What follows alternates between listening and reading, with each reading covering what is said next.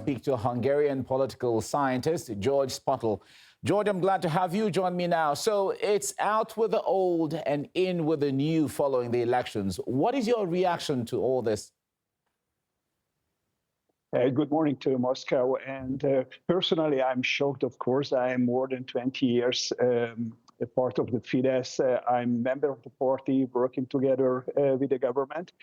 And as my colleagues say, now is people celebrating who vote Peter Magyar. But after a few days, I think it will be the people get shocked because the price for gas, the price for oil, the price for electricity. I live now in a Middle East kingdom, and I pay here for the same size apartment 3 times more for gas and electricity like in Hungary. It's the same in Germany, same in Belgium or in Austria. And now in 2 days after tomorrow, the European Union will totally cut off the Russian oil and gas, totally banned from the European Union. And big American and British companies like Exxon, like Shell in the UK, preparing for that. And the people will feel it here, the price will rising very rapid, very high, also for fuel and the tank stops. And direction, I think, will be different like yesterday after the voting. Now, these elections saw a historic turnout of over 77%. Why was this vote clearly so important to the Hungarian people? I spoke 2 years ago with Peter Magyar's ex-wife. She was at that time Judith Varga, Ministry for Justice. And she told me it's a natural phenomenon around the world, not just in Hungary. When a president or a prime minister or a ruling party on the power more than 8 years, the people want to change. They even can't explain why, but really change. And that's happened here now. Peter Magyar and the TISA party has not a real program. He told the Fidesz party, Mr. Orban stealing money from the taxpayer, and we journalists are propagandists, and the people, especially young people, they're thinking more liberal, like my age and in my political party, of course, believe that. And mostly young people was mobilized for this election, and we see the result now. Now, what changes do you expect to see when it comes to Budapest's policies going forward? I'm afraid it's weird, very hard for the young people, because I see what happened in Germany or in Croatia. Young people drafted for the military. And I see what's happening in Brussels, in Berlin, and also in Washington, D.C. The world preparing for the war against Russia.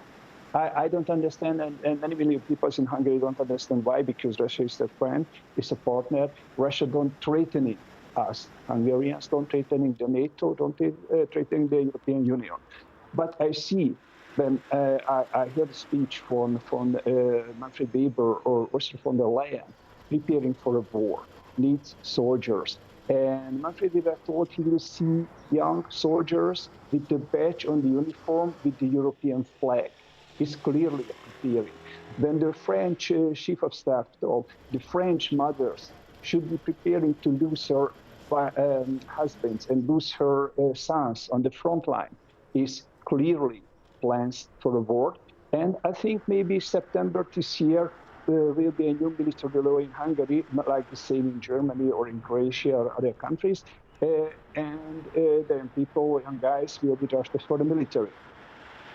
Now, as you mentioned, von der Leyen and the others, EU officials aren't shying away from openly celebrating Orban's defeat with messages like, welcome back to the EU, and so on. But how do you comment on this? And why is Brussels so happy that Viktor Orban is gone? Because Brussels needs money to give to the Ukrainians. This is a problem. Mr. Fico and Mr. Orban successfully blocked this 90 milliard euros for the Ukraine, and now the Ukraine can get this money to follow the war, to continue the war machine. And also the EU membership for the Ukraine is, of course, for Zelensky is very important, because Zelensky clearly, we can say, lose this war. but he has to give something for the Ukrainian people. And they go, okay, we're not so successful on the front line, but we continue this war, and we could be a member next year from the January 2027, the European Union. And of course, Peter Magyar will sign it without a question, because Peter Magyar will be clearly a puppet of George Soros, Open Society Foundation, a puppet of the NATO, Mark Rutte, and a puppet of Ursula von der Leyen. It's clear, everybody knows here. And that's the problem. So it will be an economic problem here in Hungary soon.